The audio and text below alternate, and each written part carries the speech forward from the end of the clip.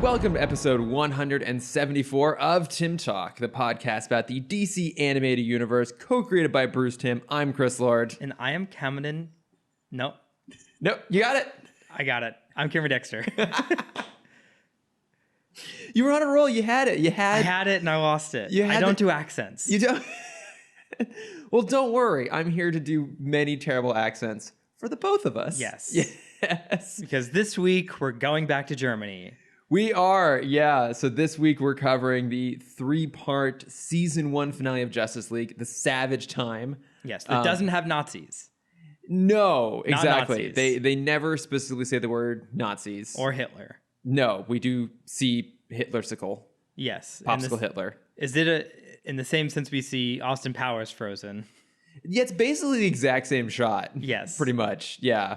Although Hitler's not in a massive vault of other frozen people, which would be weirder. Oh, yeah, I guess Austin is, yeah. Yeah. Well, it's kind of confusing because in the first movie, he's in like a massive vault of other frozen people, including like Gary Coleman and Vanilla Ice. And then in the second one, when he's back in the 60s and he visits himself, he's like on his own. Yes. It's strange. Is that when, that's the one where Dr. Evil steals his mojo? Steals his mojo. One. Yeah. Yeah, Okay. exactly. Yeah. Mm-hmm. I know way too much about those movies. They're good. They're great. They're good. They hold up. But we're not here to talk about that. We are here to talk about Justice League. But I think this is probably some of the best Justice League we've had so far. I really love these episodes. It is. They're really, really good. Yeah. I was almost I don't want to say like frustrated, but like I was maybe a little bit perturbed that I had to be taking notes and constantly pausing while watching these. I really just wanted to sit and watch them and enjoy them and not have to like constantly interrupt myself. So I might rewatch them now just to watch and enjoy. Yeah, that's very fair. I mean, to pull the very thin veil back on what a podcaster's life is, the tedious work that we do, it's almost like homework having to watch these episodes. Like even if you enjoy reading, when you're assigned reading, it's still like it takes a slight bit of joy away from it. Yeah. And I think especially when they're good episodes, because like we can't, because like last week was very fun watching. I loved, like, the fun of last week was taking all the notes about all the things that I want to shit on Metamorphosis. This was the opposite. I just wanted to enjoy it, and I was having to write out like some analysis and thoughts and questions. And I had a lot of questions. I don't know a lot of people. But I really, really enjoyed these, actually. I think it's a pretty damn good way to wrap up the first season. So we will be getting into that, but we are going to do a brief news segment first. Something that your favorite. Well, yeah, I know. I'm desperately trying to shorten these things down, but I did say that we would get rid of news unless something particularly relevant to the podcast came up, and that did happen this week. We got an announcement about Wonder Woman. But it also involves streaming, which is Cameron's favorite subject to talk about. Yes. So I really couldn't get Quibi's away. Back, baby. They're releasing Wonder Woman on Quibi. Yes. 4 minutes at a time. No, it was announced this week that the sequel to Wonder Woman 1984, will be keeping its Christmas Day release date in the United States, but it'll also be getting a day and date streaming release on HBO Max without an additional premium. So any subscribers will be able to watch it the day of without having to pay anything extra beyond the already exorbitant $15 a month.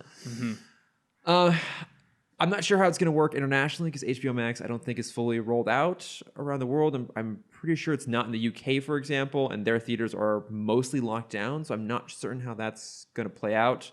I just know that we'll be able to watch it now at home.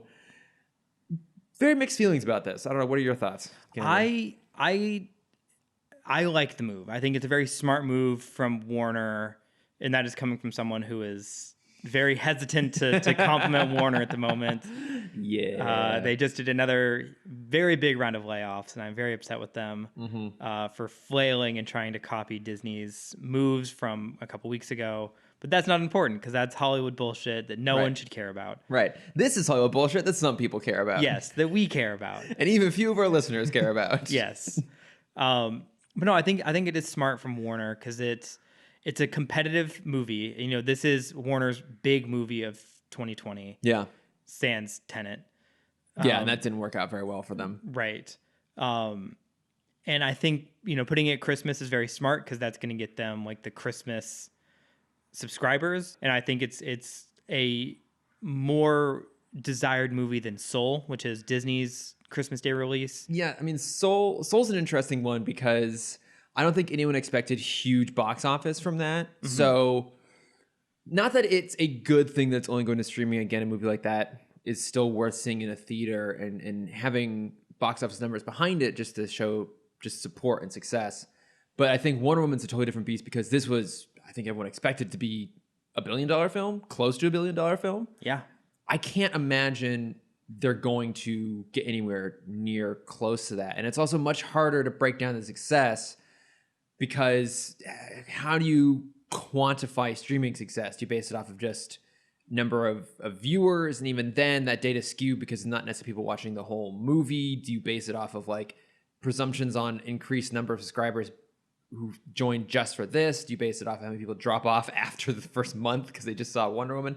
I don't know. I don't know how they prove success on this in the same sort of way. How do you quantify success on it? Yeah, and I think the problem with a movie like Wonder Woman is that it's sad to say this, but it is a standout because it is still a female-led superhero movie. We're still not getting as many of those. We're getting more than we ever did before, and they're of great quality, but it's not normal in that regards. And I think a movie like this needs quantitative proof of its success more so than a male-led superhero movie. And that is one thing that is a little bit disappointing about this choice. But I'm also happy that I get to see it, but I also would have preferred to see it in a theater. I would have been fine to wait. Well, Chris, do I have some news for you? Okay. Because Warner is actually teaming up with local theaters around the country to try and create like a movie party thing where you basically can rent out a theater for you and a group, depending on what state you're in. Different states have different levels of quarantine and lockdown right now. I think California, it's like you're not supposed to have more than like 6 people in a room at this point. I'm not even certain. Yeah. I mean, we have 2, and that's the most people I've seen since the last recording. I know. Yeah. Yeah. But yeah, I think it's a smart idea especially for like the theater for the studio to reach out to the theater to promote it, especially with how struggling theaters are right now. Yeah. I don't know. Like for me, my family's always done a movie Christmas Day. Okay. Because we, open presents in the morning, we have a nice breakfast, we kind of play with the new stuff we got, and then after like an hour, we're all kind of bored with each other. And we're just like, let's just go to the movies. Yeah. And it's a great barrier of conversation. No, that makes sense. Yeah. Because me, I need a movie to talk about. Yeah, I know. But also with Wonder Woman talking about its success, this is the only superhero film of this year. I'm like trying to do the mental. I know. I was also trying to do a quick recap. Do we count? What was it? What was the Vin Diesel one? Blood, the variant comic. Not Bloodsport. Blood Squirt. Bloodshot. Yes, Bloodshot. No. I know. I don't. Because he's not an actor anymore, Chris. He's a DJ now. That's true. Is he? I thought he was a musician. DJ Diesel. He's what? Oh, he's the same thing. He's like an EDM artist. Oh, okay. Yeah. Good on him. Yeah. DJ Diesel. Just whatever profession he can go into that allows him to wear wife beaters. Yeah. He'll be happy. Just being on the beach all the time. Be a happy man. Yeah, I guess you're right. This is the old. Yeah. So I think they're gonna get that boost that. What was the first movie that came out in Trolls? Yes, Trolls did really well. Trolls did really well because it was the first new film to come out on streaming. Yes, so I think that Wonder Woman's going to get that boost because it is, people have been thirsting for a superhero film for a year now. Yeah, everything's been pushed. So just for an action film, I feel we haven't had like an action film recently. No, I mean, there's been a lot of smaller stuff that's gone out on streaming, which is the nice thing about it is that I think those movies are getting eyeballs they wouldn't have had otherwise. Yeah. Things like Extraction, or I've heard good things about Rogue, which is like the new Megan Fox fights a lion movie, which sounds terrible, but I've heard good things actually. Okay. So I'm like, I might go check that out. But yeah, like that's a good point. This might end up doing not better than it would have under other circumstances, but because it is the only film, it might end up doing fairly well. I bet Disney's kind of pissed about this, actually. I'm sure they're very pissed because Disney still has a good catalog for December. Yeah. I mean, they just had the Star Wars special come out. Oh, yeah, I got to watch that. Mulan is coming off its $30 price tag December 3rd. Who cares? I know. Yeah. I mean, I'm sure someo's going to watch it. Yeah, someone. Actually, I'd rather have them watch it for free than... Yeah. Yeah, I mean, I watched it for free, technically. So. You did. I didn't. Soul is obviously Christmas Day. That's the thing, is I bet Disney's pissed because they were probably banking on everyone sitting down to watch Soul, which under other circumstances, I probably would have chosen that. But I was like, Same. well, Yeah. it's Wonder Woman. Yeah, Wanna absolutely watch want to choose Wonder Wonder Woman. Woman. Yeah. So, Like, sorry, Soul, you're going to wait till the 27th. Yeah. But no, I think it is a very smart move. And kind of like you said, being kind of a rarity in the world, still a female-led hero with a female director. It is smart putting it out before Black Widow because they will inevitably be compared to each other. Yeah. But no, I'm excited. I think it's a smart. Oh, and I'm sure they're gonna have some kind of like discount or something to promote like a holiday special. Yeah, probably. So I don't know. Yeah, I think I understand why they chose to do it this way. I understand why people are disappointed they're not going to be seeing it in a theater. Mm-hmm. I also understand why some people are probably really excited that they don't have to risk going to a theater to go see it. Yes. Yeah, I mean, I guess at the end of the day, this is probably the best move they could have made under the circumstances. I think it's the smartest move. Yeah. Yeah, but I mean, that doesn't mean it's not disappointing for a number of reasons. But hey, I mean, I guess we finally have a bonus episode we get to do now at some point. Yay! Now that I don't love just burning through these shows, it kind of helps actually. Yeah, this might be the fastest we've gotten through a season. It absolutely is. I think it really I feel like we're moving too fast, Chris. I disagree. You're moving too fast for me. I wholeheartedly disagree. I want to live in the shows. I want to like take the time. As the man has to do all the back end work on this, I don't have a problem with us burning through this. It's fair. Don't get me wrong, everybody. I love doing this podcast. I hate it. You were probably waiting for a butt there. I'm just going to leave it at that. I do love doing this podcast. I swear I love doing it. But yeah, so I don't know. It'd be interesting to see what happens with Wonder Woman. But with that, shall we go ahead and get into the meat of the episode this week? Talk about some Savage time. Savage time. So some Vandal Savage who's questionably immortal. Yeah, they kind of dance around that. And I think the reason is because that reveal will be saved for a later episode. Yes. So, but no, this one starts off with more Savage time. What? A more Savage time. Savager time. Mm-hmm. Yes. This one starts out with Green Lantern towing the Javelin from a mission in deep space, and Batman's guiding them into the Watchtower when a mysterious pulse from the planet seemingly wipes the Watchtower from existence. So the League goes down to the planet to investigate and finds Metropolis has been Nazified. Yes. Do you think this is like what would happen in Back to the Future if there's a Green Lantern there? Sorry, what? Oh, like when they go back in time and it becomes... like Back to the Future 2, Green Lantern's like off-world and he comes back and now it's Biff World. Biff World. Well, hang on, let's be honest. What would happen? This is the 80s. So it would have been Guy Gardner. It would have been Guy. And if he came back and discovered like Biff timeline, he would have been happier than a pig in shit. Yeah. He gets to run around and punch people. There's no one there of any sort of like moral authority telling him what he can and cannot do. This sounds like Guy Gardner's perfect world, actually. Yeah.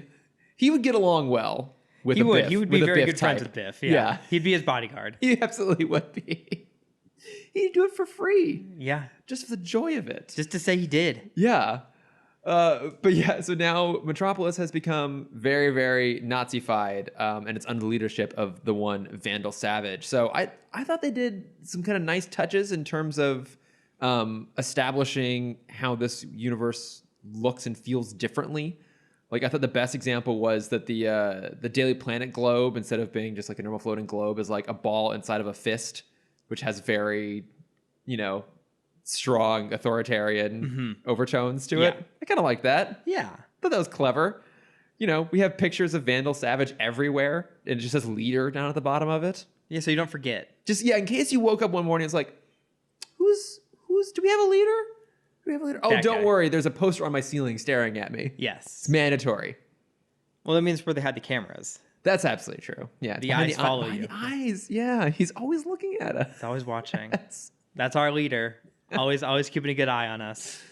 But I love that. I love that the security patrol immediately asks for their papers, which is a very like World War II Nazi Germany sort of thing. Mm-hmm. I think I have to admit, I think part of the reason that I loved these episodes is it reminded me of Casablanca, That's fair. which, as I've said so many times, is my favorite movie of all time. Yes. Bar none. And you know, that's of course the whole thing. It's like the opening of Casablanca. It's like, I need to see your papers. And we get so many demands for papers in this episode that it bridged those two little emotional points for me and found a nice little happy space. So I'd not seen these episodes before this. You hadn't, you've never seen these? No.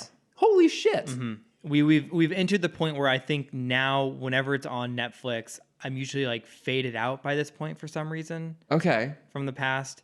Wait, so did you know anything about these going in? Did you know? I knew it was a time travel episode. Okay, but you didn't know Because that's all you fucking nerds talk about all the time.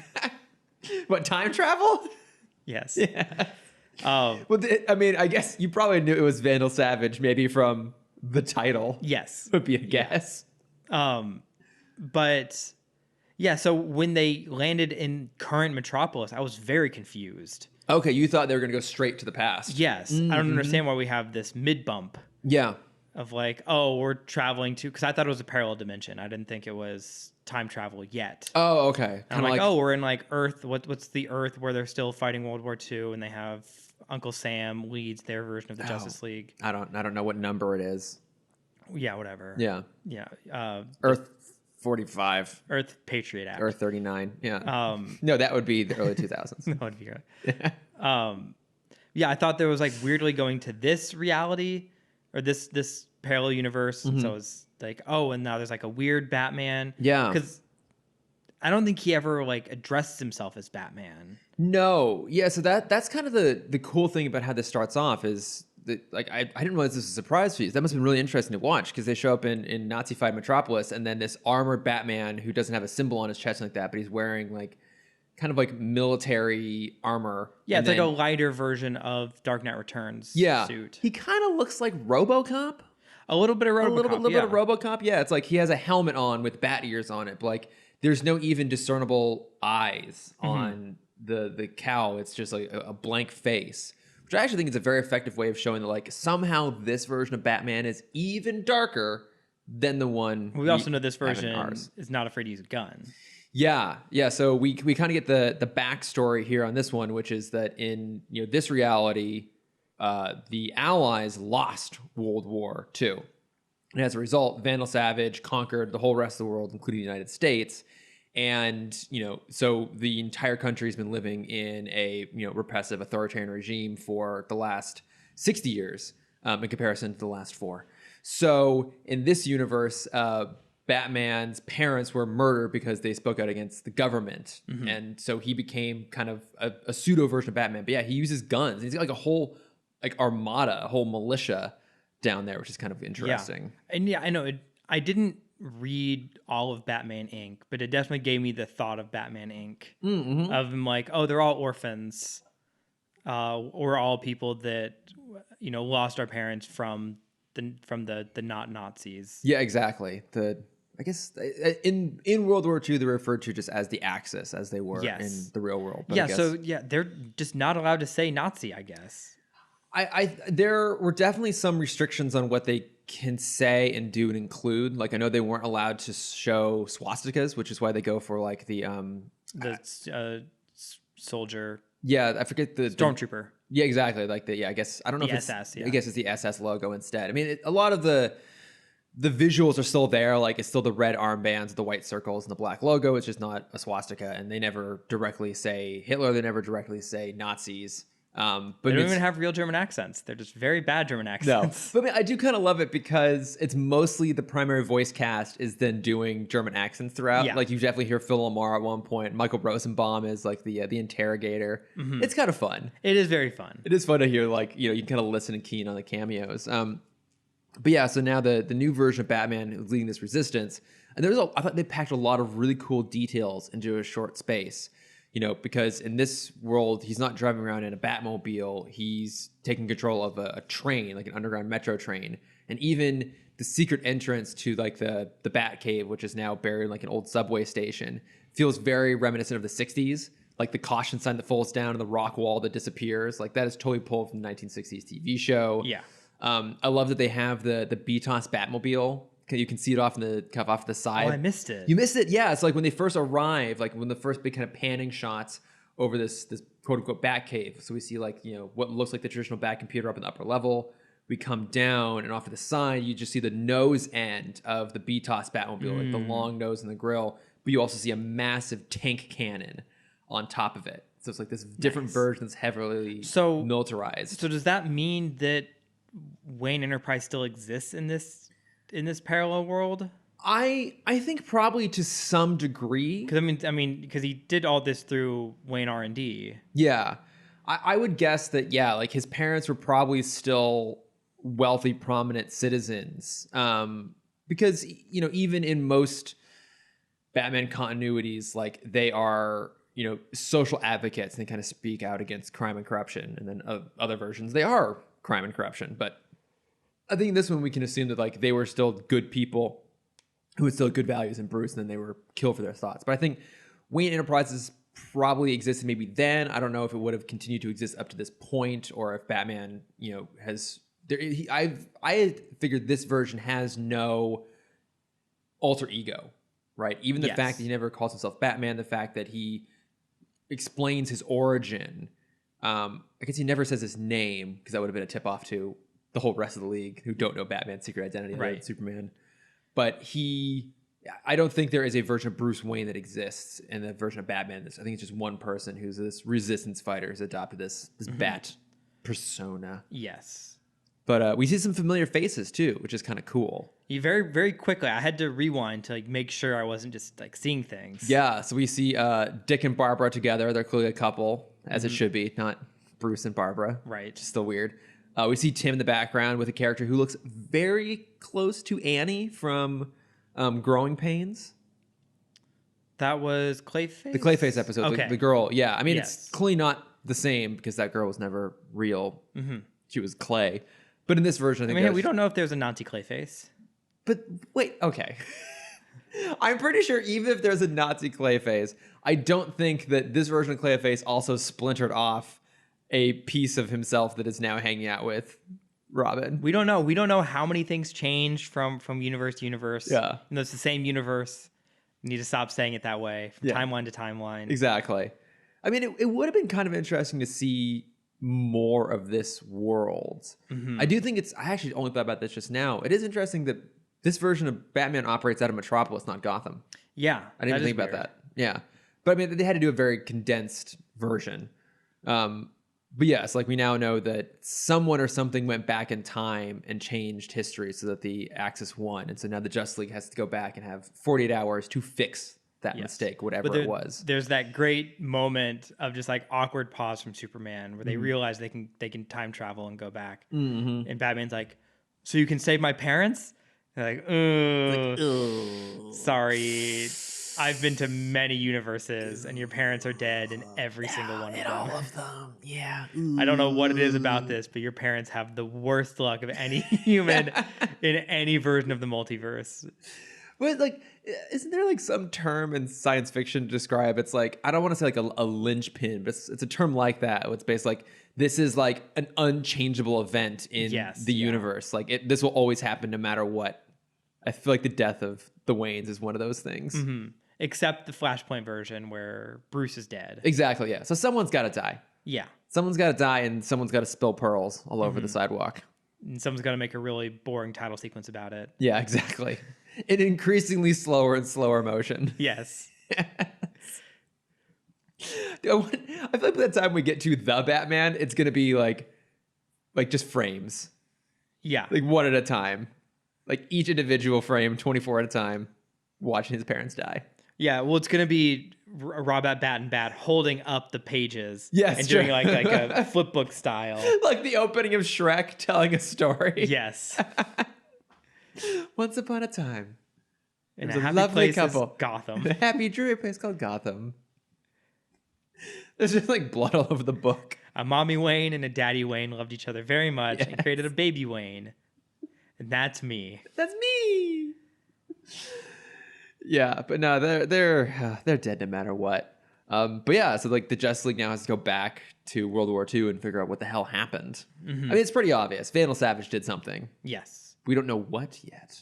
Yeah. What did he do? He gave him a computer. Give him a laptop. Which I guess is enough power to create super weapons that are stronger than modern weapons. Exactly. Yeah, but also okay. Here, so yeah, we eventually come to learn that Vandal Savage didn't actually go back in time. He left a laptop with an older version of himself, or a younger version. Version of himself. Yeah. From the past, who would now be an older. Doesn't matter. He left a laptop containing not only like information on how to build more advanced weapons, and yes, you're right that we even have today, but also the history of World War II. So now all of a sudden the Axis knows that D-Day is going to happen on June 6th, 1944. They know it's going to happen in Normandy. They now know what to do to counteract the things that would have tipped the tide of the war in favor of the Allies, which gives them an advantage. And it makes Savage so capable, and that the rest of German high command basically lets him usurp Hitler and put him in a cryotube.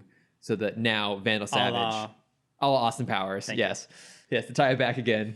So now that Vandal Savage is the new Führer, the new head of the German military, which is probably a better way to go. I think it would have been in poor taste if the Justice League actually fought Hitler. I mean, they have many times. They have. Well, some versions. I know some versions of DC history say that like Hitler possessed, I want to say the Spear of Destiny or something like that. He basically possessed some sort of mythical weapon that prevented the heroes from interfering in the war. Or at least I know that's the version that they use in New Frontier, Darwin Cook's New Frontier. Got it. So, but yeah, like that's the interesting thing is that in DC Comics, there were heroes during this time period. I mean, all of them were created at the time. Batman, Superman, Wonder Woman, the JSA, they all existed, but in this version, they don't. Right. But we will meet heroes momentarily. Yes. That also existed around. I mean, I think I looked it up. Easy Command. Oh, yeah. Sergeant Rock and Easy Company. Easy Company. That's what they're called. Yeah. Yeah. They were a little later. They're more Vietnam. Because they were. Oh, okay. I think their first issue was like 57 or 59. That would have been Korea. Korea. Yeah. Sorry. Yeah.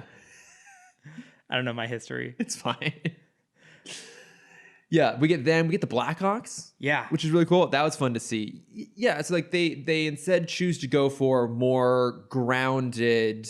And obviously Steve Trevor. And Steve Trevor, So yeah, exactly. So like they went branch. for more grounded, like non-superhero heroes that are in here, which I thought was nice too. I thought that it added a little bit of texture, and I think it helps overall in a weird way justify this universe. Yeah, because we also have already done the universe that already has old heroes. Yeah, with legends. Yeah. And so I think it's cool to like these are just, and especially for like Wonder Woman's storyline, talking with Steve Trevor. No. He likes to be addressed as Steven sometimes. Yes. Properly. Stephen Trevor. Mr. Trevor. About like, their whole conversation of like, you don't have powers, then why are you doing this? Like, well, everyone has something to die for. Yeah, someone's got to do it. Yeah. Yeah. And then obviously like Green Lantern's story, I think is for me the most powerful because he's a Green Lantern. Yes, of course, he's your favorite. But that's, I think, one of the clever things this episode does is, right from the beginning, they jump into battle. They're fighting with these like giant wheeled spiky tank things, which are nearly indestructible because even Superman can't get through them. Yeah, Superman's arc through these 3 episodes changes a lot, where at the beginning he's hurt by normal bullets. He's hurt by a laser blast when they're in, the parallel timeline. Yeah. And you're like, what? But by the end of the episode, he's punching bullets, which I think is very fun. Yes. But also he just looks bored by the bullets that are bouncing off of him. Well, that is like overall, I really like these episodes. I think one thing it was a little sloppy with was that it nerfed the heroes. So those who don't know the term nerf, I think I'm using this right. Do you know what nerfing is? Yes, it's a gaming term. I'm very, very familiar with nerfing. Okay, well then, Cameron, why don't you explain it, because this is far more your forte. Nerfing than mine. is just depowering something. Yeah, So nerfing and buffing are kind of the antagonists of each other. That's not the right word. the parallels of each other. Apotheoses? Yes, there we go. Is that right? Yeah, if you buff something up, you make it better. If you nerf something, you make it worse. Usually in video games, they do like consistent patches. If, like fighting games are big with this. They'll kind of buff characters and make them better, and nerf characters that are too strong.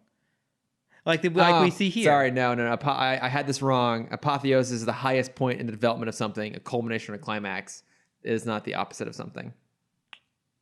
Sorry. How dare you? Well, how dare you make me look dumb? No, I'm correcting myself, Cameron. Yes. Yes. Go on. No, that was it. That's nerfing. Okay. Yeah. Nerfing is named after Nerf the guns, right? Like take a normal gun and like a Nerf gun is a weak version of a normal gun, right? I guess kind of. Isn't it? Sure. Isn't that where it comes from? I never thought of that. I just assumed. Yeah, I never questioned where it came from. Well, maybe you should start asking questions, Cameron. I should start asking questions. Otherwise, you'd fit in very well in this new universe we have, the Savage timeline here. But yeah, like they nerf the heroes. Like Superman, let's be honest. If you were to drop either Superman, Wonder Woman, Martian Manhunter, or Green Lantern with a fully charged ring into World War II, they could turn the tide of that thing in weeks. Yeah. Pretty much. Like they are all like nigh unstoppable characters with huge, huge power sets.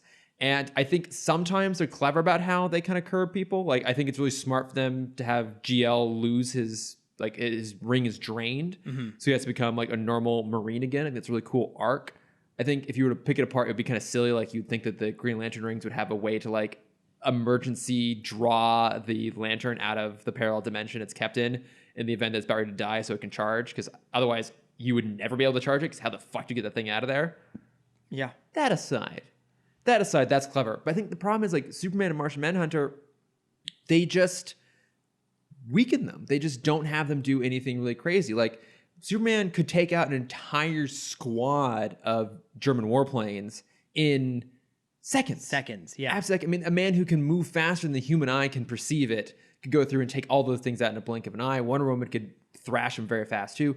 Same with Martian Manhunter. Hawkgirl. Hawkgirl they don't nerf too much because she's very much like, hey, fuck this, I'm going to blow everything up. And I like how they always handle Hawkgirl because she will jump into a fray that, any of the other ones could jump into and be fine. And like, she is definitely more vulnerable than the rest, but she's just so goddamn tenacious that she's just going to wreck shit anyways. Yeah. She's not going to hold back. And I think they do a good job with her, but the rest, I don't know. Well, I was going to say the way they nerf this episode is they just take Batman out. Yeah, because I was thinking about this. If they put Batman in Martian Manhunter's position, because they basically just made Martian Manhunter be Batman for this. Yeah. And he's very bad at it. Well, yeah, he's a bad Batman. Yeah, I mean, because in this universe, he's not also a detective. Yes. So if this was, they could have easily made this a 2-part episode. Wow. They made it Batman. Wow. Hang on, Cameron. I know. You are advocating for a reduction in the number of episodes? I'm advocating for a bit of a reduction in these episodes. Are you high? Because Manhunter's arc is so much less compared to the other characters. Like the other characters have something to root them here. Yeah. And Manhunter doesn't. He gets captured immediately. He finds a laptop. Yeah. Well, yeah, and I think... Then he beats up a German torture artist. Yeah. A Nazi torture dude played by Michael Rosenbaum. Yes. Yeah, I mean, I think you're right. I think the best way to look at this is like a character by character basis. So let's go ahead and start with Martian Manhunter. Because, everyone kind of jumps into a big fray and then they kind of immediately splinter off. Like Martian Manhunter decides he's going to go to Berlin to see what's happening with German High Command. Wonder Woman accompanies him up to a point. She ends up going off on her own mission. So then for the rest of the time, it's mostly just Jean on his own heading out to Berlin. And I did make note, he gets captured at 1916 in the runtime, not the year, but the he travels back even further. Even further. No, he gets captured at he's stopping him at the root. He's stopping at World War I. Exactly. Well, actually, technically, if you want to stop the root of World War II, you would just have to not hold Germany accountable for World War I, and then things would have been different. But yeah. Just don't put the debt on them. Yeah, exactly. It was actually the Versailles Treaty that kind of fucked everything over. Yeah. I don't know. I own a copy of John F. Kennedy's book about all of that, Why England Slept. I tried to read it once, and it was kind of dense and boring. Yeah, it's fair. But I own a copy, so it looks cool on my shelf. You look like you're very well read. I look real smart. Yes. Yeah. I don't. It's just wedged in there between a bunch of comic books. Yeah. So, But anyways, so yeah, Martian Manhunter goes off to go investigate German High Command. And yeah, he gets captured, which I wanted to acknowledge the 1916 thing because that is pretty late into an episode. That is like the first time that Martian Manhunter really gets taken out, when we've been seeing him get taken out at like 30 seconds into episodes so far. Well, did he get hit? He got hit in the battle when they're fighting the tank, right? I think so. But like he's not down. He's not down. Like that's the thing. He gets downed so often. But I guess also he was playing a long con, right? Because he goes out to World War or to Berlin. I don't know. It's a little bit confusing because he goes to Berlin. That's where he discovers the laptop because he's captured and held in Savage's, I guess, like lab, his laboratory, where he keeps both his prisoner and the most valuable piece of technology in the entire world, the laptop. Yes. Which I'm kind of curious. Do you think Savage sent a charger back? I was just about to ask that. With the laptop.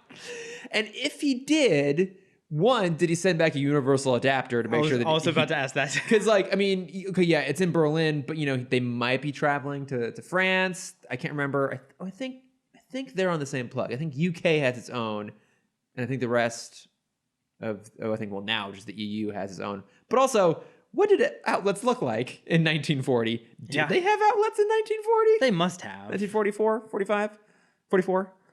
I don't know. I don't know either. Yeah. Either that or the other answer is that Vandal Savage had created a perpetual laptop, a laptop that cannot die. Maybe it's solar powered. Okay, there's that. Okay, that makes more sense. I was gonna say either that or he invented a laptop that would like completely change modern society. It would make him way more powerful than if he controlled the world through fear and intimidation. Yeah. Oh, yeah, I guess we should also bring that up. The reason he took over World War II is future Savage realized that is the last chance for him to become a world conqueror. Yeah. I mean, which makes sense. It actually does make sense. Yeah. All the heroes come after this. Yes. Well, that too, and it was the last time that literally the entire world was actively engaged in a conflict. You know, from that point on, it was just, you know, splinter atrocities. Yeah. Happening around the world. But yeah, so there's this laptop and John's kept there, and that's when he learns that like, oh, Hitler's been usurped and Savage is now in control. But also he escapes quite easily, but he escapes off screen, which is a little bit confusing to me because he's being held in like the classic like vertically oriented laboratory table with like manacles up at the top. And I'm like, does that start in James Bond? That feels very Bond. It is very Bond. I don't know if it started. It's very bondage. Oh, yes, it is. Yes, it is. I don't know if it started in Bond, but the first use of it in Bond would, of course, been in the very infamous Goldfinger sequence of "Do you expect me to talk? No, Mr. Bond. I expect you to die." When he's got the laser beam pointed at his dick. Yes. I don't know if it started there, but I think Bond definitely popularized it. Yeah, I think Bond established that trope of, you know, being held prisoner sort of thing. But I guess Martian Manhunter does end up phasing out of it. It's a little bit weird because, again, it all happens off screen. Yeah, what I expected from that scene, I don't know how you felt, was we see the torture artist go in. Is it weird to call him an artist? I was going to say, it's very kind of you. I mean, to bestow upon him the title of artist. Yeah. He probably considers what he does a form of art. Yeah. Yeah. The torturer. The torture dude. Yeah. Yeah, as they would have called him in 1944 in Nazi Germany. Hey, yes. Torture dude. Yes, the torturer. Yes. He goes the human torturer. Yes, thank you. We get a Human Torch reference. We do, I know.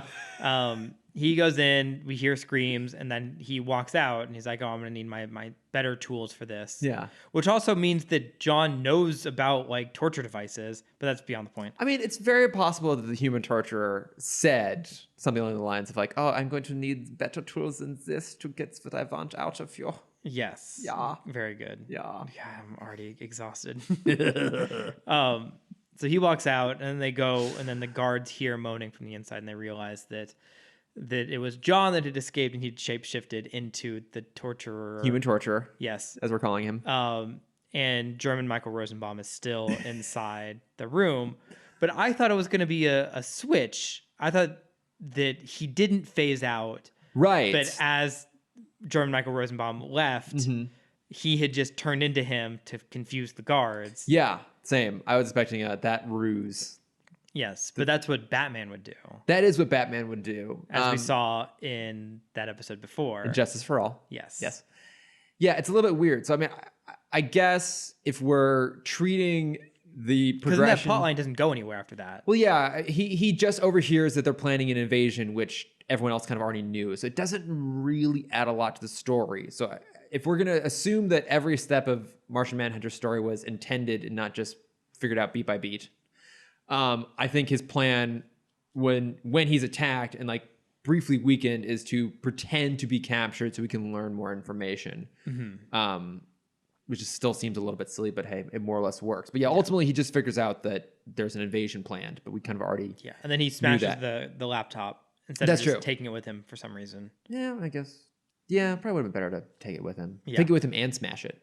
Yeah, because you don't want that technology in the past. I Yeah. was going to say phase it into the center of the earth. Yeah, exactly. Or drop it out in the ocean. Yeah, throw it into space. Yeah, exactly. A lot of things he could have done differently. Yeah. But yeah, that's kind of overall his story. I think it's mostly fine. To your point, it basically just what Batman would normally be doing, But worse. but worse. Yeah. but- done in 3 parts instead of One. 10 minutes. Yeah, but so I honestly don't remember at what point Wonder Woman gets separated from Martian Manhunter, but she goes off on her own mission and she gets paired with Steve Trevor, who's trying to find a German code breaker to crack into a communicator and learn. It's so in part 1 you meet Savage, because I thought these scenes were flipped. I think they should have been flipped. You meet Savage, you realize that he's the new Fuhrer, and then there's an alarm that goes off and you see Steve Trevor had just stolen something and he's taking the plane out. They crash the plane, Wonder Woman catches him, and that's when they split off. Oh, that's right. That's right. Yeah. So they end up splitting off because they're trying to crack a communicator to learn what the Axis plans are. Yes. And I think I really like this storyline of pairing Wonder Woman with Steve Trevor. And I think they do a good job giving them like genuine chemistry throughout their segment. I think it's the second best storyline. Yeah, I'd agree with that. Yeah. No, yeah. I mean, I love Steve Trevor in this. It is oozing with Chris Pine energy.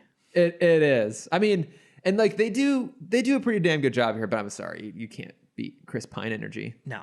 I mean, Chris Pine was deemed worthy to succeed as Captain Kirk. Yeah. And to do it and to actually be charming and sexy rather than creepy. Yeah. So, God, I love Chris Pine. I can't wait to see him on Christmas Day. oh my God, I know, me too. Can't wait to have him in my house on Christmas Day. Anyways, yeah, we get some time with Steve Trevor. And he's great in this. You know, he's very much the suave gentleman spy here. You know, like operating behind enemy lines in World War II in a full suit. Yeah. Beautiful double-breasted brown suit. Very nice. Yes. Hair perfectly coiffed. Again, he's Chris Pine. He's Chris Pine, yeah. Yeah, he's just Chris Pine.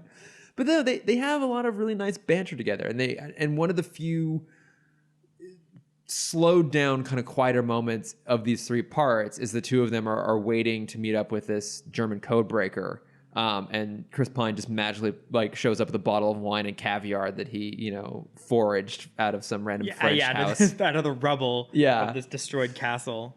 But honestly, it works in that moment. Like, you do buy that this guy would take the time to enjoy himself in this moment. Like, he clearly takes his job very seriously, but he also loves his job. Like, he loves being a spy. Yeah. Like, this is very Bond inspired.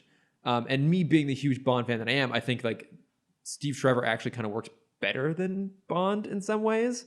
Because like Bond is also primarily concerned with like his ego, and I think gets like overly obsessed with like the trappings of his luxurious lifestyle that he has as an underpaid British employee. Yeah.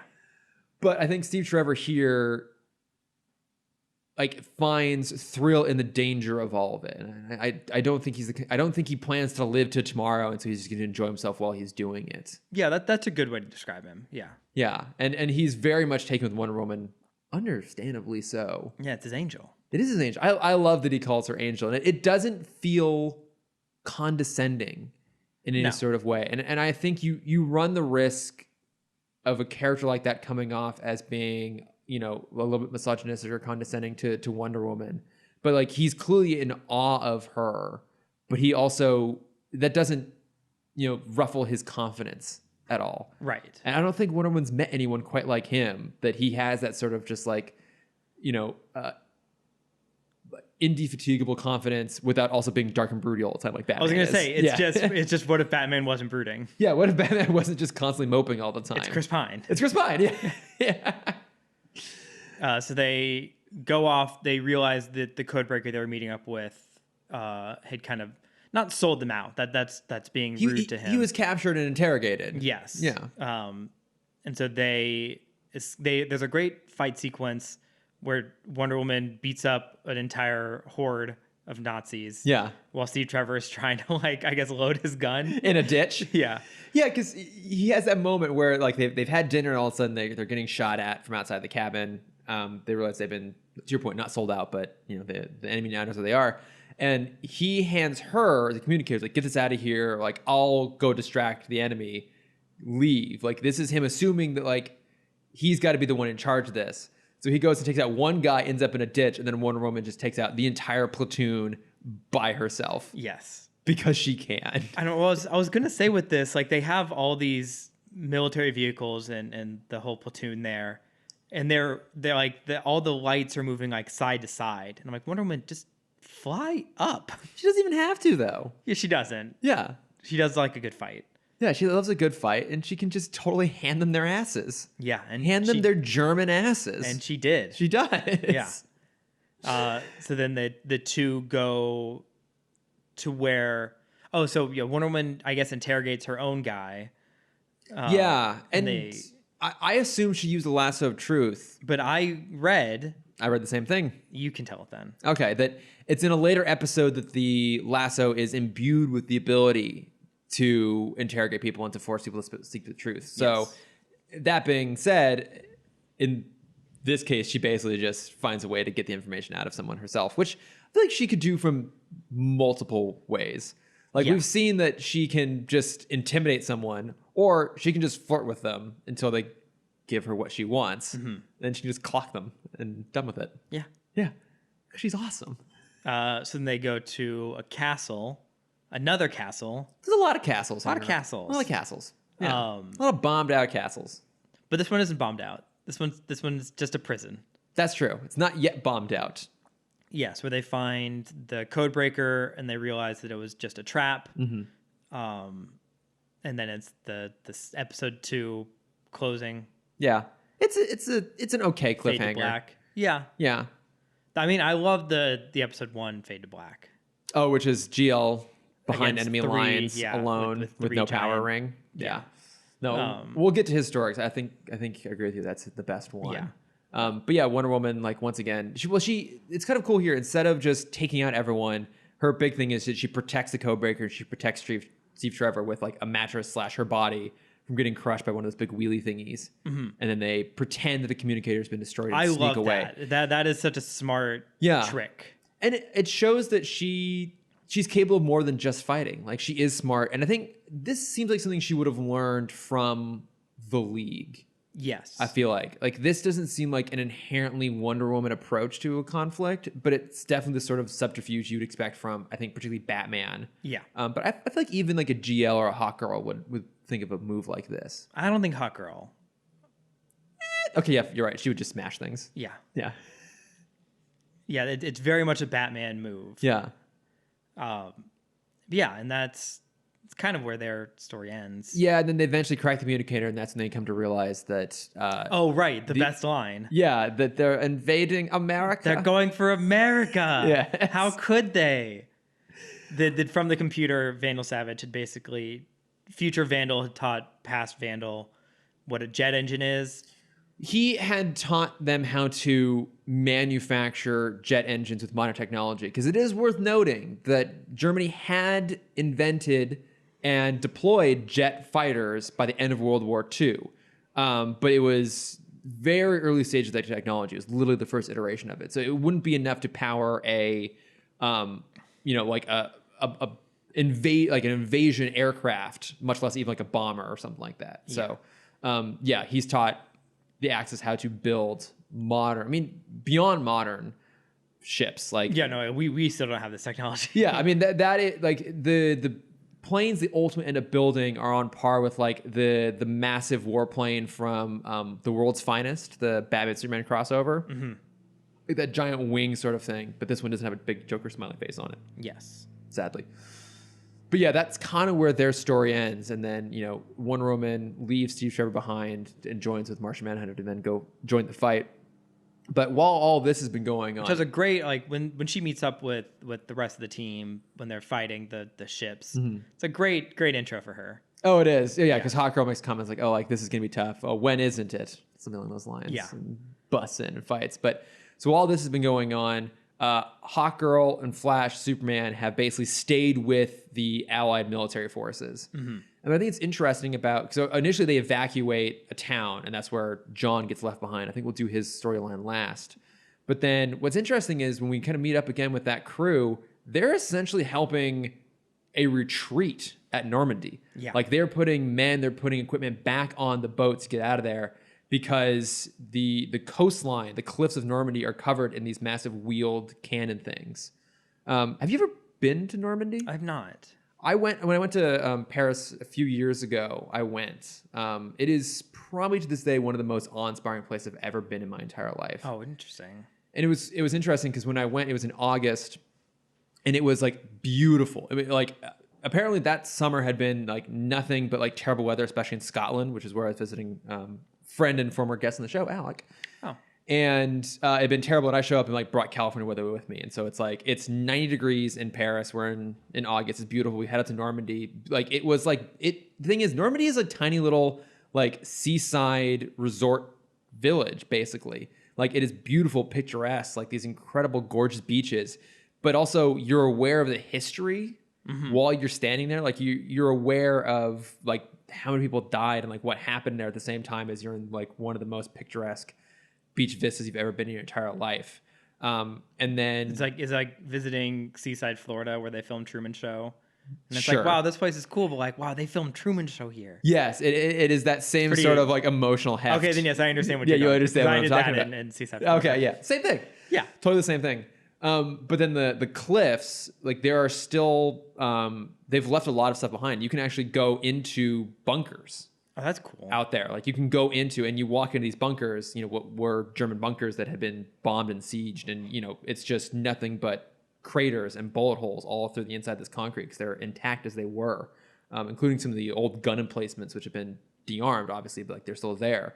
But then there's this massive cemetery there for like all the soldiers who died. And that is absolutely incredible. So if you ever get a chance, go. It's really, really awe-inspiring. But I mean, I hadn't seen this episode since it originally aired, more or less. So I hadn't seen it since I'd been there. Yeah. And so it did kind of ring a little bit differently emotionally, having like experienced to some degree, obviously not what happened in the 40s there, but just having experienced that place. Yeah, because even on that point, does this new future celebrate the same kind of D-Day? Well, no. I mean, it would have been a defeat, right? Like, Yeah. I mean, we see that the Justice League is helping them retreat. So, like, D-Day would have happened, but ended in disaster. It wouldn't They'd have. celebrate like the 7th instead. I mean, the 7th? Isn't D-Day the 6th? Yeah. Yeah, so they'd celebrate the next day when they won. I mean, I don't know. Well, they wouldn't have won then. It's just like D-Day was the turning point, or the beginning of the turning point for the Allies. Yes. So instead, I guess, I don't know what they probably would have celebrated their version of like VE Day, Victory in Europe Day, but it would have been like, we won, we're evil, and we won. Yeah. Yeah. What Okay. happened to Japan? It doesn't matter. But yeah, so like they're basically helping a retreat, which is kind of crazy when you think about it. Like that's how bad things are going, and like they stop off at a camp, and like Hawk Girl has to explain to the Flash why she had to leave John behind. It's like these soldiers were dying. I had to bring them back here. I had to make a bad call, but it was the only call that I could have made. I also did you catch this too? The cameo in the medical ward there of the unknown soldier. I didn't. It wasn't even, I thought it was interesting. It wasn't credited on the DCAU wiki, but that's a DC Comics character, the Unknown Soldier. I don't know much about him. I just know his look. which is he's got, bandages all over his face. He kind of looks like Hush. Okay. Oh yeah, because I saw him and I thought it might have been Negative Man. He looks a lot like Negative Man, yeah. But it's not. It's the Unknown Soldier. But it was weird that he wasn't even like uncredited, acknowledged anywhere that I found. But he's kind of. I mean, that's just for Bruce. That's just for Bruce. He's just stashed away in there. But yeah, and then ultimately that group ends up meeting up with the Blackhawks, and they go on a raid to take out this factory. And it's at the factory. That's when they realize, like, oh, these are jet engines that are being built here. We're fucked. Yeah, the dogfighting scenes. First off, very hard to animate. Dogfights fucking suck. Oh, I can imagine. Yeah, because planes are not easy to draw, and then drawing planes in multiple angles is extra difficult. But these scenes are gorgeous. They are. They're really They do really such well a good animated. job with these dogfights. Yeah, and there's a lot They go on for so long. It's long. It's a good. These are expensive scenes. This is an expensive episode. It goes on for, I don't know, probably about 3-4 minutes, something like that. Like it's Per episode. Yeah, it's an extended dogfight sequence, and you have the German planes, you have the Blackhawks, and they're kind of cool, like slightly futuristic looking fighters. You have all the heroes going through and taking out the planes and fighting and stuff. It's a huge scale in terms of a battle and an animation. Yeah, I thought they did a really nice job with it. Yeah, I also wonder. Sorry, I'm bouncing all over the place here. Going back to the idea of them retreating. There is kind of the time travel paradox if you don't want to change too much. And I wonder if like Superman specifically was like, oh, like we can't change the future. So like I can't just go and win the war for them. So I need to kind of play out what they would do as if I weren't here. And I'm just kind of speeding up things that they're already making. Like he's not leading anything. Maybe. I mean, obviously, they don't care about time travel paradoxes yet. Yeah, I'd say that is a very, very kind of you to think that that's what they were going for there. Yes. I think they just had to find a way to not just have them clean up real fast and to draw out and make it feel like an actual battle. Because I think from them, like the stakes are pretty damn high. Like they have to change, and they don't know what's been changed specifically. Like we get all these different pieces. If you think about the Superman, Flash, Hawkgirl group, they don't know yet that it was a laptop that changed everything, that it was all focused around Vandal Savage. They just know that the war is not going the way it should. And I would think that they would be trying everything they can to just turn the tide back regardless of specific consequences. Yes. Because I mean, that is ultimately the problem with any like storyline like this about going back and changing a change is once you do that, everything has changed. Like there's no way to undo a change. The change is going to happen no matter what. I thought you were going to go a different route with that, with knowing what they don't know, and that 2 of the 3 of them are products of the American education system and probably did not learn very good about World War II. They didn't learn good? They didn't learn good, Chris. I mean, I'm like, look, I know a lot of people that grew up in that Kansas education system, and I'll tell you what. They didn't learn so good? They didn't learn so good. I mean, yeah, that might be true. I mean, I feel like, okay, the Flash definitely did not pay attention to history. No. Superman definitely did. Oh, yeah, of course. Yeah, Superman would know his U.S. history pretty damn well. Because I'm a human, and I need human history. Yeah. And I mean... Hawkgirl doesn't care. I think... No, she doesn't care. She doesn't know. She's from Thanagar. She doesn't know any of this sort of stuff. Doesn't even know where her planet is. Yeah. I think also for better or worse, like World War II and just world wars in general are highly focused points of the American U.S. history curriculum.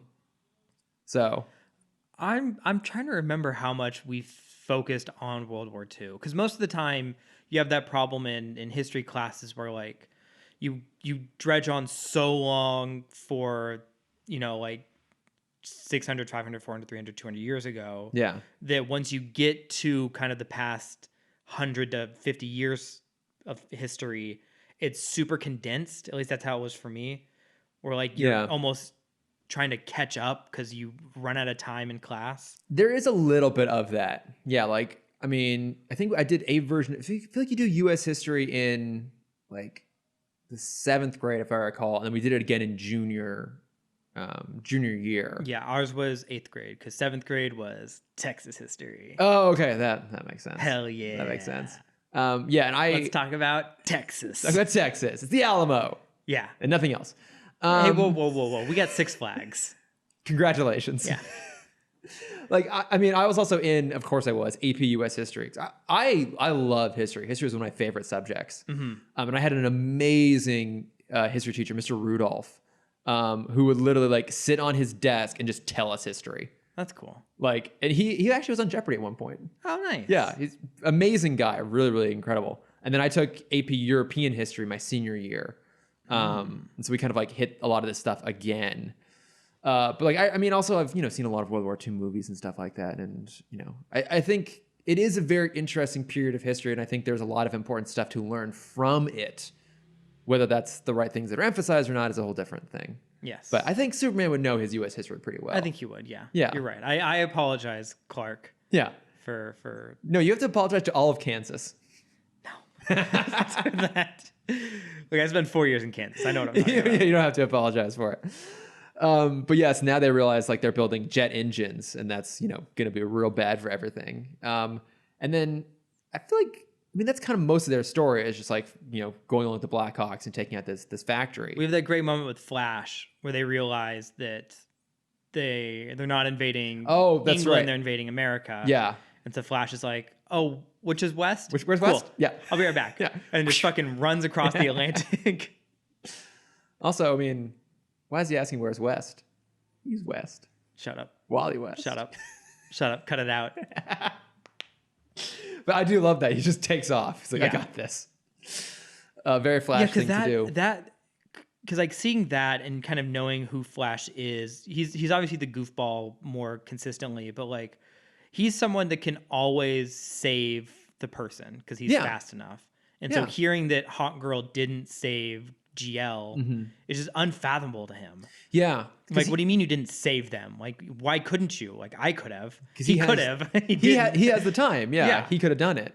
Well, and there's that moment where after like GL gets separated and he's left behind enemy lines and, he basically gets like knocked into a muddy river and the Flash goes looking for him and misses him by like seconds. Which is just, it's heartbreaking because they do have kind of a, they're buddies at this point. They had their Gorilla Grodd episode together. But no, I mean, I think we've been leading up to it, but GL's story, I think, is the most interesting here. Yes. Because his ring runs out of juice because, towing the javelin across the galaxy depleted it pretty much to the point it was almost dead to begin with. And then they go back in the past and, he's put in pretty extreme circumstances and then it flat out dies on him. And it dies at a point when they're trying to evacuate a town and he tells Hawkgirl to leave him behind. Yeah. And, knowing that they already have like a bit of a dynamic between the two of them, it adds an additional level of heartbreak to that moment. And then it's him on his own with no weapons or ring. Except his wit. Because his wit. And but his like fists. I think that's what makes his story so interesting. It's like, we got to see like the nerdy side of GL in Legends, the part of him that used to read comic books as a kid. And this is the part where we get to see that he was a fucking U.S. Marine. Yeah, and a good one. Yeah, like, the members of Easy Company kind of call him out. It's like, oh yeah, what training do you have? He's like, I'm a Marine. Yeah. Like, I've got this. Yeah, so I did very minimal research into the Easy Company because they're fascinating to me. Yeah. Again, they were started in the late 50s. Sergeant Rock is the main guy. We meet Bulldozer, who's kind of the second in command. Wild Man, who's kind of the redheaded guy. Yeah. And Ice Cream Soldier. Ice Cream Soldier. I love it. Don't get that one.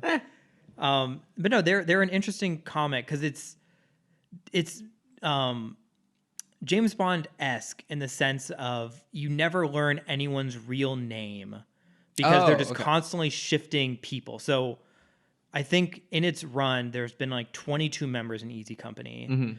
And, some just like get sent back to America and new people come in and they just take on the nickname. Yeah. I'm like, oh, that's kind of interesting.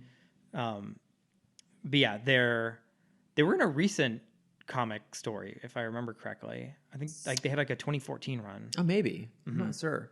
I know, and I'm sure someone who knows comic book history better than me can clarify this better, but I want to say that Sergeant Rock was part of that era of comics where superheroes are kind of going out of phase. And, and I feel like part of the reason they're going out of phase is that they were under attack from the Comic Code's authority. And so it started switching over to like more Western comics and space comics and like war comics to move away from superheroes. Yes. I think that's right. I think that's kind of what brought them into existence. And then if I recall, I want to say it was the 60s Batman show to then help really bring superheroes back into popularity again. Well, if I remember my history correctly, which I probably don't, because I mean the important history, not World War history, but yes, but the important history of the comic books in the code. United States. Yes, yeah. Superhero comics weren't falling because of the Comic Code. The Comic Code was created to bring them back into popularity. They were fading because supernatural comics kind of took over. Oh, in that's parallel right. with the supernatural era of television. Your Dr. Ed, not Dr. Ed, Mr. Ed. No, Dr. Ed. Dr. Ed. Yeah, Horse MD. Yes. It's a great plan, House MD. That is actually.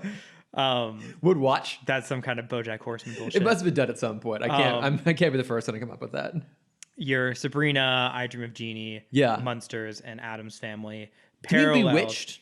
And Bewitched. I'm so sorry. I don't think Sabrina. I think that was Yes, Sabrina was nice. was later. Well, yeah. she was also in the comics, Archie. Yeah, but I don't was Sabrina part of the Archie comics in the 50s?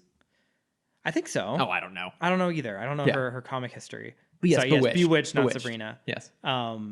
And then that paralleled with the Wolfman comics, not Marv Wolfman, but Wolfman. Right, yes. And all of the other supernatural Tales from the Crypt kind of came into popularity, and they were so popular that not even like Superman and Batman were selling well. That's right, yeah. Because then the superhero comics kind of got real sneaky with the Comic Code, and like, these aren't teaching good values to kids. So if you look at our comics, look at us. Superman is working with the police. He's telling them thank you and please and shaking their hands. Like, that's what you need. Oh. And then they're like, that's right. Frankenstein's not shaking hands with his police officer. That's a problem. That's teaching kids the wrong thing. So then the Comic Code was created to block that shit out and really fuck them over.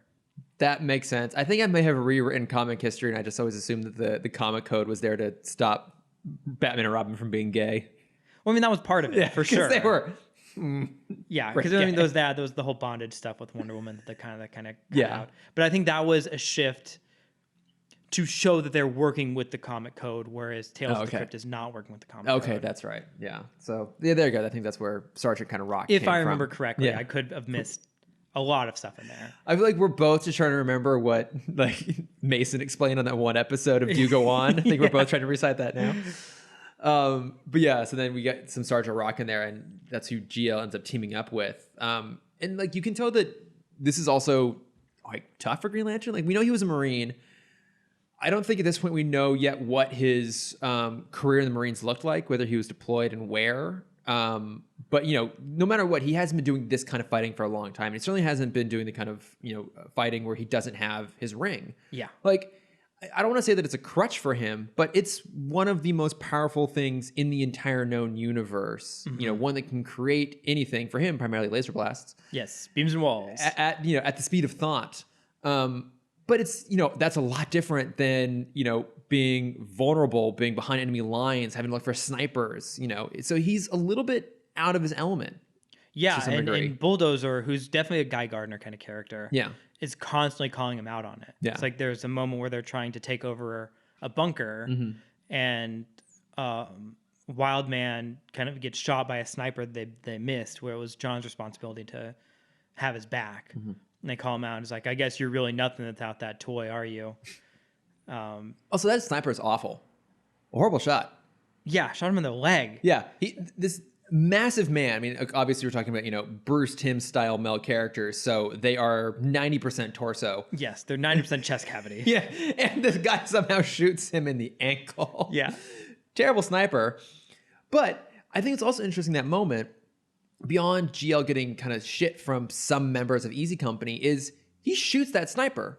Like in one shot. In one shot. He does not waste a bullet. No, he doesn't waste a bullet, so he's still a good shot. But also, this episode is very weird about death. Yes. Because, for example, in the dogfight sequence, that beautifully animated dogfight sequence, we see a lot of German soldiers, German pilots parachuting out of their planes when they're hit. Not all of them, but a lot of them are. At the same time as GL straight up shoots a guy, there's no indication that he survives that shot. Could have had body armor. He could have, was but, Kevlar but invented? there's no Andrea Moans Yep. to clarify that guy is still alive, right? And on top of that, you know, when we get to the final fight sequence of all of the drop ships, the dropship jets flying through the air, a lot of them get taken out. There are hundreds, if not thousands, of soldiers on each one of those things, plus the crew and everything like that. Like, a lot of people are dying in these episodes. Yeah, parallel that to when they go and take out the factory, Flash clears all of the civilians out first. Exactly. He empties out everyone in the factory, which I'm glad they included that moment because, again, like, these are not necessarily like, you know, ideologically aligned people. They're just with the factory. There's also something to be said that there's probably a lot of German soldiers too that didn't really have a choice in being where they were. But it's war, they're the enemy. It's a little bit complicated. I don't know. It's just weird. It's like they make overtures, big ones, like you said, with Flash to show when people aren't getting killed while also killing a fuckload of people. But I guess it's done in kind of a passive off-screen way that they're just kind of, not worry about out this? of sight, out of mind, Chris. A little bit. It felt like a weird. It felt like they were trying to do both simultaneously and didn't really succeed at either. But I mean, it's a weird. It's a kids' cartoon. It's set in World War II. I guess they're trying to do the best they possibly can. Maybe they threw in a couple parachutes so that, you know, the censors watch it and go, "Oh, I remember people parachuting. It's fine." Yeah, that definitely was. Yes. So then they take over the bunker and they're looking for like a secret base, and they realize that they're standing on it. Yeah, they're looking for an airfield that's supposed to be on a map. Yeah, so that's what it is. Yeah, and they fall through the camouflage and they discover the airfield down there, and then you know, they realize that the jets are deploying, and GL like jumps on a motorcycle and jumps onto the wheel of Savage's plane that's taking off. It's all Captain America. Yeah, it's I feel like who directed the first Captain America? Joe Johnston. I feel like he saw this episode. He probably did. Yeah. He probably did. I mean, it's also, you can only do so much, right? I mean, it's the same kind of thing. It's, you take, you know, a real historical event, a pretty big one, and you have to apply like a superhero / sci-fi element to it. And I mean, at the end of the day, the plot of this is basically the exact same plot as the first Avenger. At least from the, you know, the Red Skull side of things. You know, it's like the Red Skull is doing his own thing. He's basically ignoring Hitler and doing his own thing, whereas here they've put Hitler on ice. But, you know, he has advanced technology. He builds jets. They're going to invade America. You know, the hero jumps onto the wheel of the plane and like takes it out from the air. It's all kind of From a motorcycle. Well, no, hang on. Oh, right. They were in the car. They're in Red Skull's car. Yes. Yeah, because like Peggy kisses him goodbye, and Tommy Lee Jones says the great line like, "I'm not kissing you." Yeah. Love Tommy Lee Jones. But it's all basically the same stuff. But, you know, it eventually just leads to, you know, a big aerial fight as they're taking out the plane. But I like that in that fight, they still have John without a ring fighting Vandal on, you know, in the cockpit of the ship. Yeah. Like, it still comes down to some degree, like a mano-a-mano fight. And then that great moment where Manhunter realizes that John is on board. Yes. And because I forgot, from their perspective, they think he's dead. And so like the shock of Hawker of he's there. Yeah. And goes in and saves him before the ship crashes with Vandal still inside. Yeah, and you get that really great moment when she grabs him and they fly away and it focuses on their hands. There's a little squeeze. So cute. It is. They do like a really nice job with the gradual courtship of those two. Aww. Yes, I'll get into something like that for my plugs. Okay. That we'll talk about in a second. Yeah, but you know, and so at the end, like they take out the planes and they go back in time and everything's back to normal. And Superman even gives Batman a big ol' hug. Yeah. Which I really love that moment. It's very cute because Batman looks so uncomfortable. He does. He's like, "What are you doing? Why are you hugging me? What is happening right now?" Oh, but then the button, which is also very sweet. The button's really sweet. Is everyone comes back, everyone's kind of hugging and celebrating, but you see Wonder Woman is kind of like a two-step behind everyone. And she's kind of happy. Yeah. Then the button is that she goes to visit a retirement center and she finds old Peggy Carter. Yes. Yeah, finds Steve Trevor. And he calls her Angel. Calls her Angel. It's a really sweet little button on the whole thing. Yes, that was a very good way to end the episode. I mean, I think part of the reason that I really like these episodes is, I mean, I'll admit it. One, I love like any sort of fictional story that interweaves real world events. I'm a total fucking sucker for it. It's the reason why I love New Frontier. It's the reason why X-Men First Class is my favorite X-Men movie, because it factors in the Cuban Missile Crisis, and it's like how this event had played out differently given that these characters are now here. I love that sort of stuff. So one, that's this whole episode.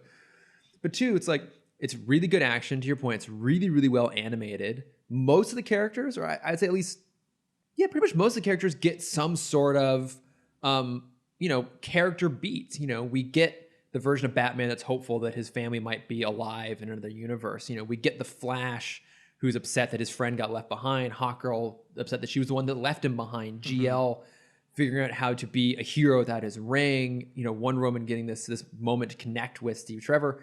There's really good character moments, and you can tell that the creators of the show know that's what their strength lies in the end of the day, because to your point, that's the button they go on. Like this huge epic 3-part, I'd say probably the biggest thing we've seen yet out of this show, even including the premiere. This felt like the scale and the stakes were that much higher, and they were smart. The last thing they end on is like a sunset with old Steve Trevor and Wonder Woman together. Yeah, because ultimately we're here for the characters. That's what we're really invested in. If you can give us fun stuff along the way, all the better for it. But it's a really, really touching way to end the episode and the season too. I mean, that's the end of our first season. It's also the end of an era, because this is the last cartoon, or it's the last of the DCAU that's 4x3. Oh, starting season 2, we move to the modern era, baby, where 9x16. 16 by 9. 16 by 9. Yeah, very vertical. 9x16. Yeah. Actually, I hadn't even thought about that, because I did notice, because I normally don't think about the fact that you're right. It's 4:3, TV cropped. The only time I noticed it was in that very final sequence when they go to the retirement home, when Wonder Woman goes to the retirement home, and there's a sign in the foreground off to the left-hand side, and we can't see what the sign says because it's cropped by 4:3. And I'm like, was this animated widescreen and then shown 4:3? Because I feel like the sign was meant to tell us it's a retirement home, but it got cut off. I didn't notice that. Yeah. Maybe. I think so.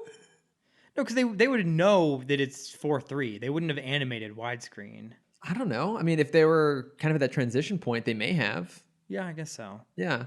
I mean, at this point now, like they didn't know that home video was a thing. I think, well, okay, when this aired, we still had our massive like cathode ray tube TV, like our last huge CRT TV. The thing weighed like fucking 400 pounds. This was around the time that we got the first, probably like one of the first flat screens in Dallas. Okay, yeah. Yeah, because Mom, if you're listening, I'm still upset with you. We had a one-of-a-kind Dr. Pepper pool table that she sold to pay for the flat screen. Now, Cameron, I would like to point out to you that maybe your favorite thing in this world is watching TV. It is. And you're upset that your mom got rid of a pool table to get you a better TV. One-of-a-kind Dr. Pepper pool table. So, would you still have it? Would you put it in your apartment in LA? Yes, I would. Absolutely, I would. That thing would go with me everywhere. God damn it. I'm a loyalist. A brand loyalist. Yes, you are. You actually, that's a good point. The only thing that might rival your love of watching TV is your love of advertising for brands. Yep.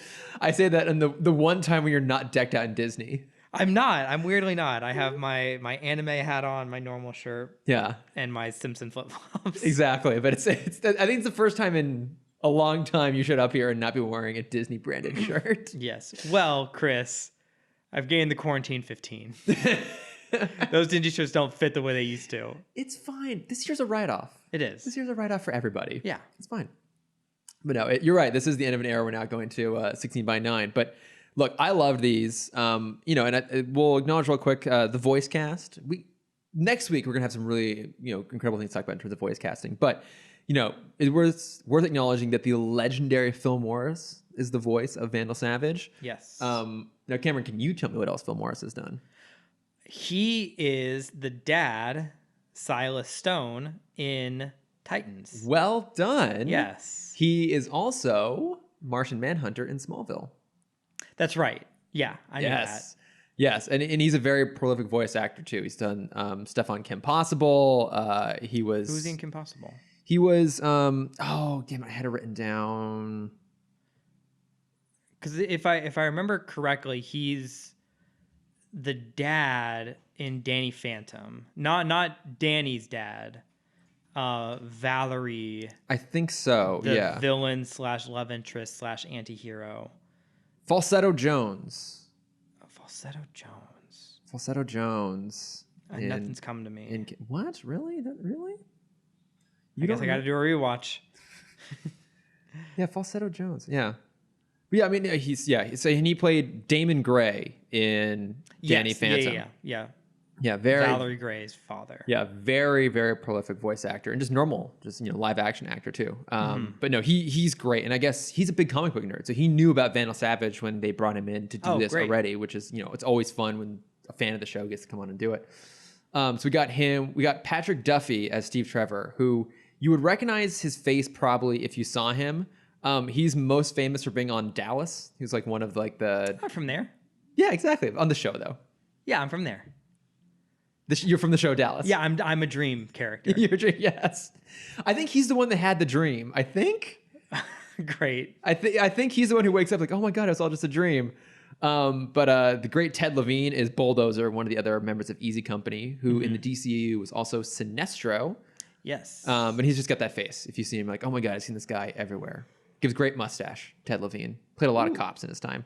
And then, of course, Robert Picardo, who, if you've seen Star Trek Voyager, was the Doctor, the hologram Doctor on Star Trek Voyager. He was the voice of Blackhawk. Nice. Yeah. I have not seen that show.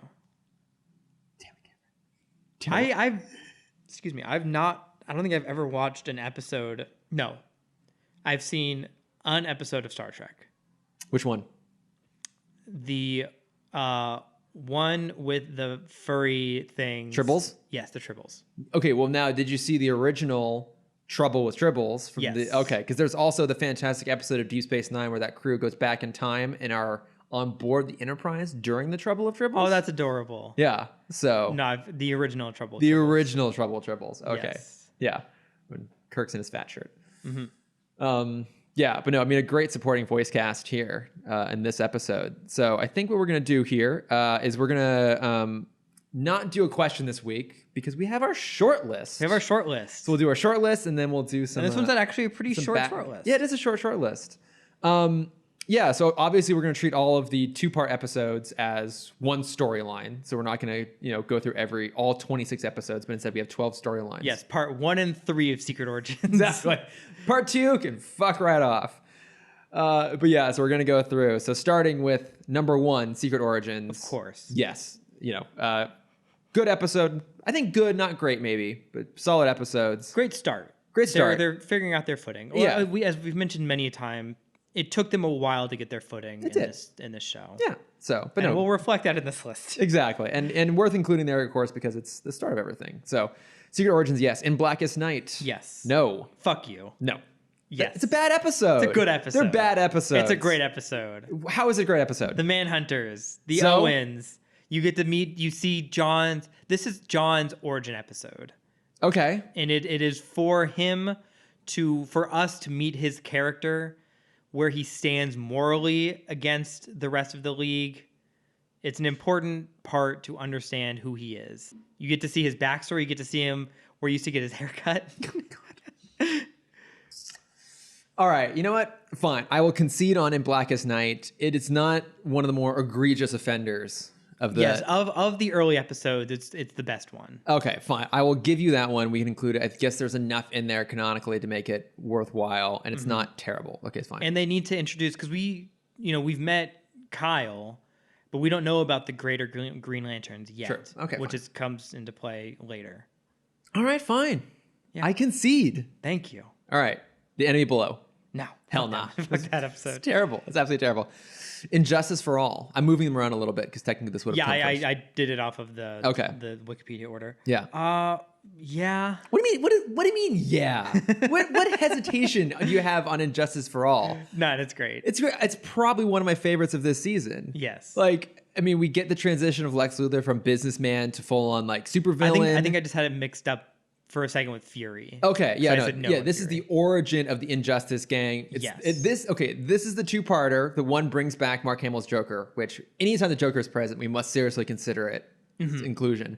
But two, this is the episode where Batman single-handedly undermines every single member of the Injustice gang while tied up. Yes. So yes, absolutely. Yes. I'm sorry for my poor. Yeah. This is Batman at his most Batman.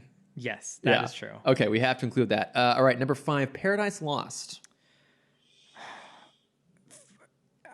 Yes. Okay. For my own argument that I made for Blackest Night. I agree. This was a begrudging inclusion on my part. I don't think it's that strong as an episode. But we need the mascara stuff. Yes. And the Hephaestus. No.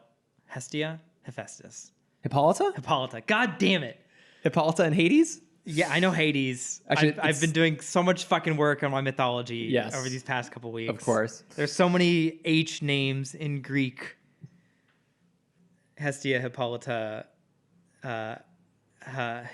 who's Hera's son, who's I don't know. ostracized. Doesn't matter. Because he's too ugly and he makes all the weapons for the gods. I don't know. There's hella names in there. There is hella names. Yeah. But no, I agree with you. That like I was a little bit hesitant. I think this episode needs to be here because it explains one Wonder Woman's backstory a little bit more, but two, it also establishes why she is an outcast from Themyscira, and I think that comes into play enough down the line, and I think is important enough to her character that it's worth including, even if it's not a great episode. All right, number 6, War World. No. Nope. Awful. Yeah, Absolutely awful. We've mentioned we only see Mongol one more time, and that's a great episode. We don't need this to set up that one. So, all right, number 7, The Brave and the Bold. So here's where I have to be a dick, Chris. Okay. And this is my role in this. We have very strict rules for these episodes about necessity. Right. It is either must be considered a great must-watch episode or must be canonically critical if it is not one of the former. Yes. I wrote no, but I'm willing to say yes if you said yes. I said yes. Then I'll say yes. I thought these were pretty fun. They're really, really good episodes. But also, Gorilla Grodd is one of the most frequently recurring villains to the rest of Justice League and Justice League Unlimited. And That is true. I think for that alone, we have to have his origin and the background on Gorilla City. Cool. In here. So I think that's a yes. And I still think this is a pretty fun watch. So, okay. This one's a tough one. Fury, number 8. I said no. I liked these episodes. They're fine, but Injustice is better. It's better than Paradise Lost. Yeah. But we don't learn anything new that we didn't already learn in Paradise Lost. No, I know.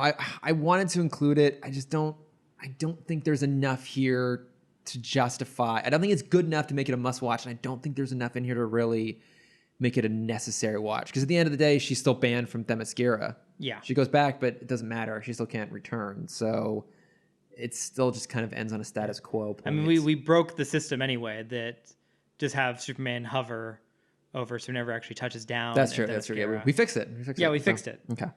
All right. And I'm honestly ashamed of Bruce Timm for not thinking of that. Well, they do what they can. Yeah. Number 9, Legends. Of course. Oh my gosh, yes. Yeah. Absolutely. I think it was my favorite episode of the season. Yeah, I said yes on that one. I think it's a great episode. I think it gives us something we don't really see at any other point in the entire DCAU, really. It's got a good twist and really good character stuff out of John in particular. So yes. Hephaestus, by the way, was the name I was fucking trying to think so of glad earlier. you got there in the end. Oh, God, So, yes. I was so worried. Is the son. I don't know if you could tell. Hera. I was very concerned. God, I fucking hate my brain. All right, number 10, A Night of Shadows. No. Really? Did you say yes? I said yes. Okay, then I'll concede. Again, Etrigan pops up kind of consistently. Yeah, but we've already met Etrigan. Yeah. It's not an origin episode for him. Morgan Le Fay It is an origin for Morgan. returns a few times. Yes. I also think Morgana. these are good episodes. Okay, then yes, I will concede. Look, okay, they're not must-watch episodes, but I think they are entertaining. Mm-hmm. I don't. It's not one that I'm like, yeah, you have to get through it because you need to know this piece of information. I'm like, no, like it's a fun watch. I think most people would probably enjoy them. Okay, good. Yeah. And it's King Arthur. I love King Arthur. King Arthur, yeah. Number 11, Metamorphosis. No, absolutely not. I said last week that it's not showing up on our list, and I'm sticking to it. It's not. I mean, it's incredibly entertaining. It's so bad. It's awful. No. My least favorite. Okay, but here's an idea, Chris. No, I don't want to hear it. We only ever give the audience the good episodes. We don't know, like, they don't understand what they're, like, why they're only watching these episodes. They don't need to. What if we just feed them one? Nope. It's like the idea if you have like a normal person running the Olympics with Usain Bolt who can understand like why he's so good at what he is. That just sounds really mean for that one person. No, it'd be incredibly entertaining. No. Look it's a scalar. It's to understand. Look, I do find value in the scale. I do find value in sometimes highlighting for people how bad things can be. Yes. But I will say that is not the point of the DCAU. That's true. Right? Like, yeah, it's a universe that spanned 12 years. Yeah, about 12 years and hundreds of shows. Mm-hmm. So yeah, there's going to be dips in quality, but I don't think the dips in quality are essential to it. No, they're not. Like, by contrast, I know you said this as a joke, but it's an excuse. No. It's an excuse for me to talk about James Bond, which I'm going to do. Like, in contrast, like I always tell people, if you've never seen a James Bond movie, we're going to sit down and watch 3 of them. We're going to watch Casino Royale because it's the best of all of them. It is straight up the best film in the entire series. Shows you how, like, the highest of highs. Mm-hmm. We're going to watch Goldfinger because it is the most Bond film ever. It's set the template for everything to follow, and it's established a lot of the tropes that we know. And then we're going to watch Moonraker, which is just so stupidly insane that it shows you how ridiculous the franchise can be. And I think Bond is a franchise that part of the love comes from how stupid it can get. Got it. In the same way the DCU does not. Mm-hmm. Okay. Yes. Fine. No on Metamorphosis. And then, of course, the Savage Time. Of course, yes, yeah. We have to include it. So, all right, which means that our Season 1 Justice League shortlist is going to be Secret Origins, In Blackest Night, Injustice for All, Paradise Lost, The Brave and the Bold, Legends, A Night of Shadows, The Savage Time, meaning that of the 12, we only cut out 4. That's not bad. That's pretty good, actually. Yeah. I think that's... For how much we spent we spent 4 years praising the show. I think, cutting a third. Yeah. Seems about right. Sounds pretty good. Yeah. Yeah, I think it's pretty fair. I'd say that everything left here is of pretty solid quality. Absolutely. So... Okay, cool. All right, well, shall we do our bat plugs? Let's do it. Let's wrap this one up. All right, what do you got, Cameron? I have been getting into the holiday spirit, Chris. Of course you have. Yes. I don't think I plugged this last week. If I did, I'm sorry. I don't mean to plug it again. But I watched The Holiday. You didn't. Okay. Plug it last week. Okay. Yes, I watched The Holiday on Netflix. How was it? It's very cute. Okay. If you and I've heard this complaint from people, especially us Hollywoodites, pompous characters that we are. Just call us what we are. Assholes. Pretentious buttholes. Yes. Yeah. We know kind of the story of Emma Roberts and her treatment of other people. Yeah, she's kind of awful. But she's so cute in this movie, and if you can get past her, then I think you'll really enjoy this movie. And it's not what I expected. Okay. It's a Christmas film, but the idea is them meeting up to, it's 2 people that meet up who've just been single for a while. Mm-hmm. And instead of dealing with their families, they're going to be each other's date for every holiday over a year. You know what this is? What? They're each other's straight beards. This is like straight. Yes, that's exactly what it is. This is straight people having beards. Yes. Stop co-opting gay culture, you monsters. No. Just make a movie about beards. Yeah. Don't make them also be straight, and I'm sure inevitably fall in love with each other. Oh, of course. Yeah, it's a rom-com. Fucking hell. Mm-hmm. But no, I was pleasantly surprised by that, and I thought it was a fun twist on kind of a generic Christmas story. Yeah. So it's fun. Recommend it if you can get past Emma Roberts. If you can't, I don't blame you. Yeah. But then I also watched, again, on the festive scale, Dash and Lily, Oh, that's another one of the Netflix. which is a Christmas series. Fucking hell. Which I've thought about like we getting a limited Christmas series because like it's fun to be with these characters, but like, I want to be with the characters, and like seeing like a romance blossom a little more naturally over the course of 8 episodes. You look so tired already of me talking about this. I'm a sucker for rom-coms. You know, I know. that. I am too sometimes. And it's a cute story. I don't know if you saw the trailer. No. It's she loves Christmas, he doesn't. Great. What a conundrum. He is, he's an old soul. She's an old soul. She leaves a book of like tasks to do in a bookstore, and he finds it, and they kind of fall in love passing this book back to each other. It's kind of like a better version of You've Got Mail. How dare you? I will stand by it. You've Got Mail is a classic. It is, and I think this does it better. I refuse. I refuse to hear that. I mean, I just found out that my mom and Meg Ryan share the same birthday. Oh, nice. And I will still stand by my comment. God damn it. I think it's very cute. And I think it's, I will say, I think it's better because we get to stay with the characters longer. No, that's fair. Yeah. I mean, I'm honestly surprised someone hasn't. Well, I mean, who would? It's things you couldn't really do. You've Got Mail now, could you? So, I was like, why hasn't that been readapted for like a Hulu series? I'm like, well, because no one emails anymore for like fun. Emails just for work. Yeah. I mean, it's just online dating now. Yeah, exactly. And you can just look people up. Yeah. So it wouldn't really play with it. Too bad. Yeah, those are my plugs. What about Okay. you, Chris? Are you feeling festive? Not yet. But no, I mean, because of work, I'm now driving a lot more than I used to be. And so I have been listening to more podcasts than watching TV of late. And I think I may have plugged this once before, maybe reference it. But the Stitcher Premium narrative podcast, Wolverine: The Long Night. I feel like, because I know I've never heard of this. I know I so started listening to it, a year. Either you brought it up year and I wasn't paying plus ago. attention. Very likely. Yeah. I started listening to it a while ago and I just didn't stick with it, probably about a year ago. And then I came back to it, be like, hey, let's, I don't necessarily want to do an audiobook. Let me do like a long form narrative podcast. And so it's 10 episodes. They're all roughly 30 to 40 minutes. And Richard Armitage, who is most famous for playing Thorin Oakenshield in The Hobbit, is the voice of Wolverine. He sings that song. He does, yeah. He's a good singer. Yeah, great song. He's got pipes. Yeah. Also, he was the Nazi in First Avenger who like sabotages the Vita Ray chamber when Captain America becomes Captain America. Oh, that's right. And he tries to escape in a submarine. Yeah. Yeah.